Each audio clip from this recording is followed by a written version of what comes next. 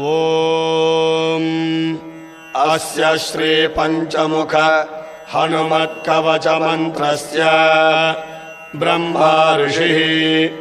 गायत्री छन्दः पंचमुख विराट हनुमान् देवता ह्रीं बीजं श्रीं शक्तिः क्रौं कीलकं क्रूं कवचम् क्रैं अस्त्राय पटे इति दिग्बन्धः। श्रीगरुड उवाच अथ ध्यानं प्रवक्ष्यामि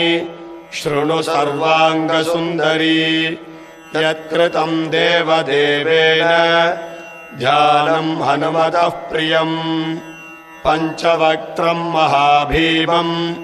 त्रिपञ्चनयनैर्युतम् बाहुभिर्दशभिर्युक्त